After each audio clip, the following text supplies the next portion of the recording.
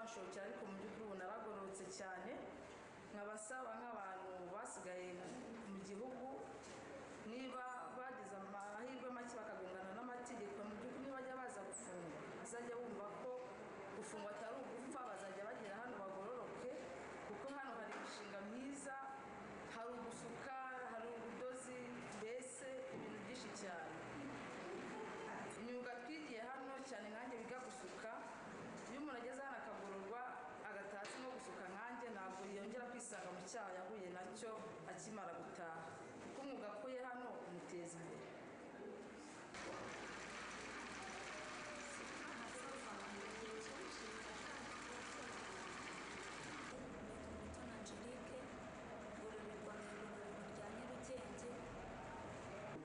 wishimiye amahirwe wabonye yo kwiga umwuga uri kugororwa uri mu igororero mu gihe utabiteganyaga cyangwa se kwiga umwuga uri hanze bisaba kwishyura ariko ukaba uri kwiga umwuga uri mu igororero dusobanura imbamutima zawe mu by'ukuri kwiga umwuga ndi mu igororero byaranshimishije cyane bitewe n'uko hari ibyo nakoraga naraza mu igororero ncuruza ibiyobyabwenge ndetse ntabwo nanjye ubwanjye narabicuruzaga nanabinywa ariko byabaye ngombwa ko nza kugororwa kugira ngo mbashe kugira aho ejo nzivana nkigeza ndetse n'umuryango wanjye n'abandi n'igihugu muri rusange niteza imbere nkoresheje umwuga ndi kwiga ko hari benshi hanze bawukora bishyuye ariko njyewe nagize amahirwe baranyakira ndigira ubuntu nkanabishimira leta ndetse n'abarimu batwigisha muri rusange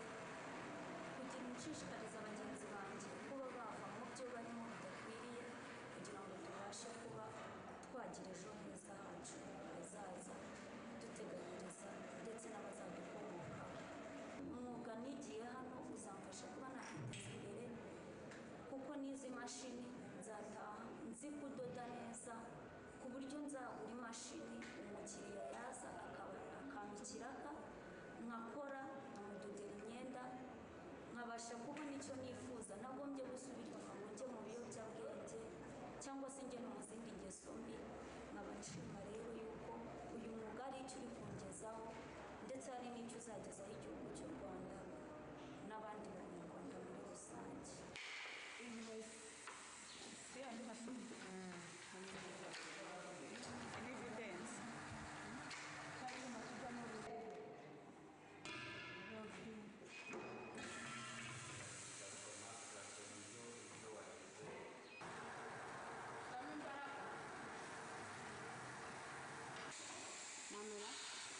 Manura, este, vamos a ver.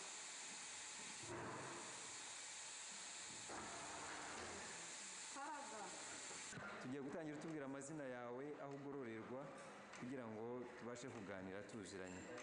Yego, amazina yanjye nitwa Uwineza Marie Claire nkaba ndi mu igororero rya Nyarugenge murakoze. Nimara gukora icyaha nazanywe mu igororero nahasanze imyuga itandukanye nsanga harimo n'ubukanishi rero nahisemo gukora ubukanishi kubera ko abantu benshi baritinya ariko ni byiza cyane kubera ko ibi ngibi bifasha umuntu kuba yakwiteza imbere mu buzima busanzwe no mu gihe namaze kurangiza ibihano nzasohoka hanze nkora aka kazi kandi nzi ko kazambeshaho ubundi akenshi ku mugani uyu mwuga ni uw'abagabo cyangwa icyo bita abasore kuko baba bafite imbaraga ariko uyu mwuga iyo uwukoze uri umudamu ni byiza cyane kubera ko n'umuntu wese yifuza ko wamufasha muri iyo serivisi.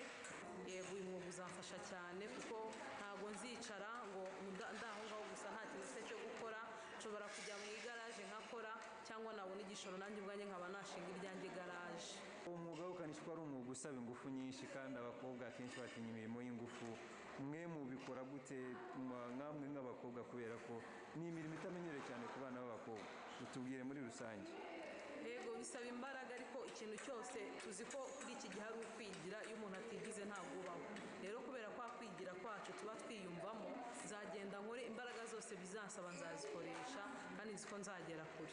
Nashishikariza igitsina gore cyose kwitinyuka urashoboye mwari w'u Rwanda urashoboye mukobwa kubera ko uyu murimo uzagutunga no mu gihe wowe wumva ko utagutunga ariko uzakugeza kure. Niyo nama nabagira mbashishikariza gukora ko nta umurimo wose abahungu bakora n'umugore yawukora. Murabona ko ntari njyenyine, aba ni bagenzi banjye dukorana uyu mwuga cyangwa gukanika. Murabona ko bose ni benshi kandi bose barabikora neza, bakabikorana imbaraga, kuko dufite gahunda ko tunageze hanze twashingiye yacu garaje maze ibintu bikagenda neza. Murakoze. Tugiye gutangira mutwibwira muvuga amazina yanyu n'ibyo mushinzwe hano ku igororero rya Nyarugenge. Murakoze, nitwa AIP Jean Baptiste Habinshuti, nkaba ndi umukozi w'igororero rya Nyarugenge kuri titire cyangwa se ku mwanya wa Education Officer, kugorora n'imyigire muri rusange ku igororero rya Nyarugenge. Murakoze. Turagira utubwire mu by'ukuri nk'umuntu uba ku igororero rya Nyarugenge, ukaba ushinzwe education. Muri education mwigisha iki hano muri rusange? Niki abantu basobanukirwe n'iki mwiga hano ku igororero, n'iki mwigisha ku igororero rya Nyarugenge? Nk'uko gahunda ya RCS ari ukugorora, atari ugufunga, cyangwa se gahunda y'igihugu cyacu cy'u Rwanda, hano ku igororero rya Nyarugenge dufite amasomo y'imyuga itandukanye. Dufite ubudozi, tukagira ubukanishi, tukagira ubwiza no gutunganya imisatsi, tukagira na ICT, ku bijyanye na ICT. Ni abantu biga muri iyo myuga ni bantu ki? Baturanwa bagendeye ku ki kugira umuntu agira amahirwe yo kujya kwiga uwo mwuga? Ko aba yaraje aje gufungwa, ntabwo aba azi ko azahura n'umwuga. Bigenda gute kugira ngo umuntu yige umwuga?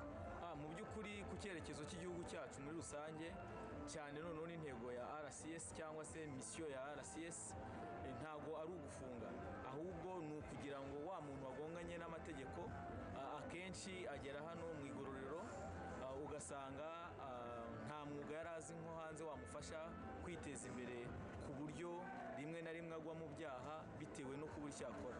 Hano rero iyo bahageze tureba ba bantu begereje gutaha kugira ngo bazasohoke hari icyo bazi, dore ko iyi myuga yacu nk'uko nabikubwiye twiga mu gihe cy'amezi 6. Tugafata wa muntu wegereje gutaha akiga icyo gihe cy'amezi 6, uko bisa kose hari ikintu amenya, bikamufasha iyo ageze hanze akabasha kwisanga muri community yo hanze cyangwa se mu muryango uri hanze, afite ubumenyi yakuye hano ku igororero, bukamufasha kwiteza imbere no kwikura mu bukene, bityo bikaba byafasha umuntu muri rusange gutandukana no gukora ibyaha cyangwa se kongera kugana n'amategeko.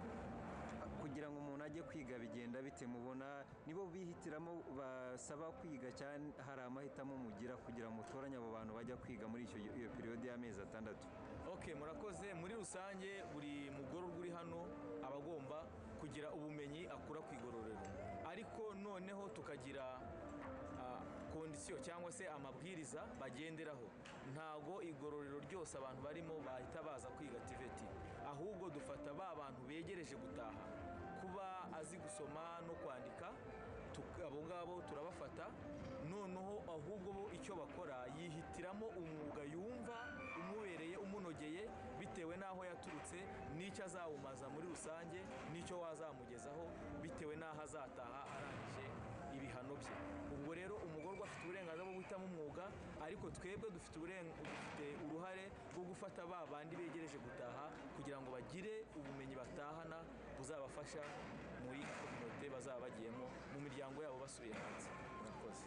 Iyo bari kwiga mujya mufata umwanya ngo muganire nabo, mubabaze nimba babikora babikunze cyangwa atari ukujyaho kugira barebe ko baba bahuze bihugiye batihugiraho, bareke kwitekereza igihano bari gukora.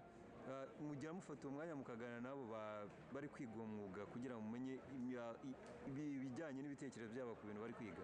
Yego, murakoze.